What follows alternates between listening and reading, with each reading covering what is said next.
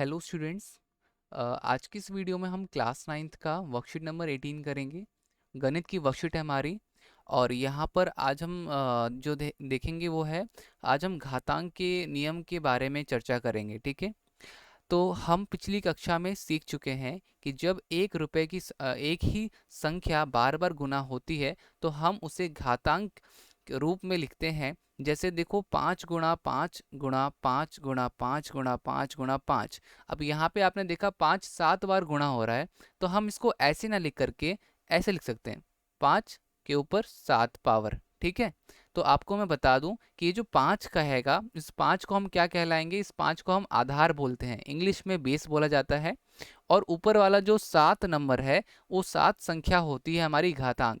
ठीक है, घातांक एक्सपोनेंट। ठीक है। अब कुछ नियम देख लेते हैं बच्चों। जब भी हमारा आधार सेम होता है, आधार समान होता है, तो हम घातांक को जोड़ देते हैं, हम पावर को जोड़ देते हैं। ठीक है। जब ब्रैकेट में होगा तो हम पावर को मल्टीप्लाई कर देंगे, घातांक को मल्टीप्लाई कर देंगे। और इसी तरीके से अगर डिवाइड में होगा तो हम घातांक को क्या कर देंगे, माइनस कर देंगे, m-n हो जाएगा हमारा ये। और इसी तरीके से अगर हमारा आधार सेम नहीं है तो हम आधार को गुना कर देंगे। ठीक है। और आखिरी हमारा नियम जो ये है कि अगर कोई भी हमारा नंबर होगा उसका पावर 0 होगा तो उसका आंसर 1 आएगा। ठीक है। तो हमें ये सबसे पहले ये दे रखा है, ये हमें करना है। फिर यहाँ पे फिल इन द ब्लैंक्स दे रखा है, तो ये हम फटाफट से मैं आपको दिखा देता हूँ किस तरीके से आपको करना है। यहाँ पे आपको दिख रहा होगा। ठीक है। तो ये पूरा का पूरा आपको यहाँ पे मैंने करके दिया हुआ है। पहला क्वेश्चन, सारे क्वेश्चन यहाँ पे हैं। सबसे पहला क्वेश्चन जो ये दे रखा है आपका, तो ये रहा यहाँ पर पहले क्वेश्चन का आंसर। तो ये आप नोट डाउन कर लीजिएगा। देखो हमने क्या किया, हमने पावर्स को ऐड कर दिया। पावर्स को ऐड करेंगे तो क्या हो जाएगा, तो पावर्स को ऐड करने पे हमारे पास 2 + 5, तो 5 का 17 का पावर 7 हो जाएगा। ठीक है बच्चों। तो इस तरीके से अगला जो दे रखा है, अगला ये वाला दे रखा है, ये वाला क्वेश्चन, तो ये भी मैंने सॉल्व कर रखा है। 5 ब्रैकेट में 5 की पावर 2 ब्रैकेट में 7, तो 7 2 = 14, तो ये वाला भी क्वेश्चन बच्चों हमारा हो जाएगा। अगला है 9 की पावर 10 और 9 की पावर 4। तो यहाँ पे देखो, हम यहाँ पे इसको करेंगे तो ये हमारा 9 की पावर 6 आ जाएगी। ठीक है। और अब देखो 3 की पावर 4, 5 की पावर 4। तो 3 की पावर 4, 5 की पावर 4 में क्या हो जाएगा, तो हम नंबर्स को मल्टीप्लाई कर देंगे। 3 × 5 क्या हो जाएगा, 15 आ जाएगा। ठीक है। 15 की पावर 4 क्या होती है, तो वो हमारा 15 की पावर 4 आंसर हो जाएगा। ठीक है। अब अगला देखते हैं 11 की पावर 0। मैंने आपको बताया था कोई सा भी नंबर उसकी पावर 0 होगी तो वो 1 होगा। तो 11 की पावर 0 क्या होगा, वो भी 1 होगा। ठीक है। तो हमारा ये वाला प्रश्न हो गया। आप वीडियो को पॉज करके लाइक ज़रूर कर दीजिएगा।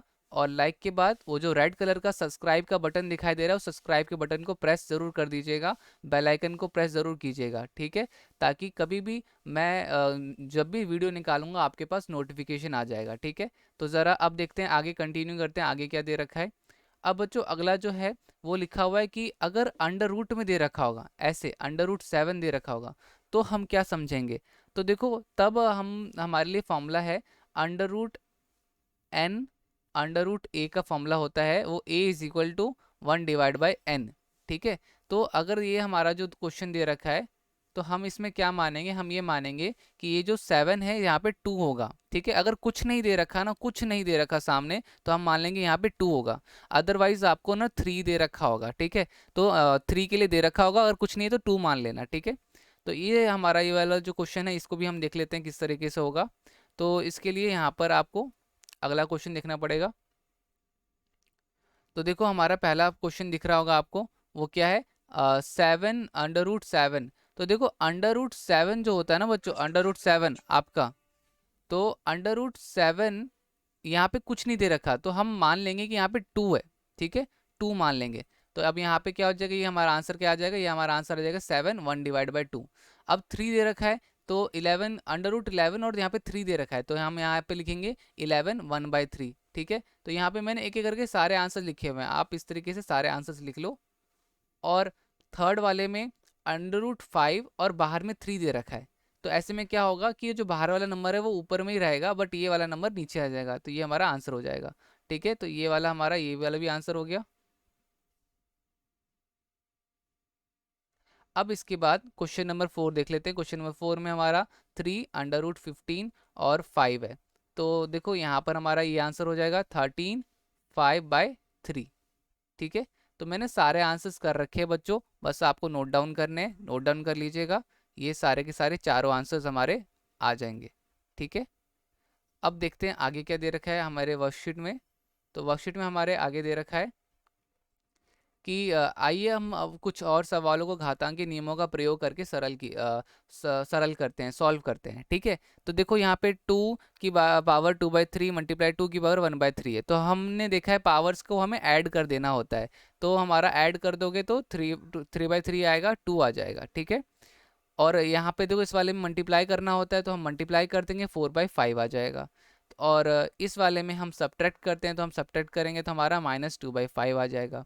यहाँ वाले में हम आधार को गुना करते हैं, तो 13 गुना 5 हमारा 65 आ जाएगा, और 1/5 आंसर आ जाएगा। ठीक है, अब ये प्रश्न जो है हमें देखना है, तो ये प्रश्न जरा हम फटाफट से देखते हैं बच्चों। तो आते हैं अपने अगले प्रश्न पे। जैसा कि आपको यहाँ पे दिखाई दे रहा होगा, हमारा जो पहला प्रश्न है, ये पहला प्रश्न, इसमें देखो मैंने सबके आंसर्स यहाँ पे कर रखे हैं। तो आपको मैं अलग अलग थोड़ा सा लाइन भी ड्रॉ कर देता हूँ कि ये देखो ये हमारा पहले का आंसर हो जाएगा। ठीक है, 3 में देखो 1/3 2/3 था, तो हमने उनकी जो घातांक थी उनको जोड़ दिया, तो 3 और 1 + 2 आपका 3 आ जाएगा। 3/3 क्या होता है, तो वो आपका 1 कट जाएगा, ये कटने के बाद क्या आ जाएगा, कटने के बाद 1 आंसर आ जाएगा इधर। ठीक है, तो 3 आंसर आ गया। अगला देखो, अगला यहाँ पे दिख रहा होगा आपको सेकंड वाला प्रश्न।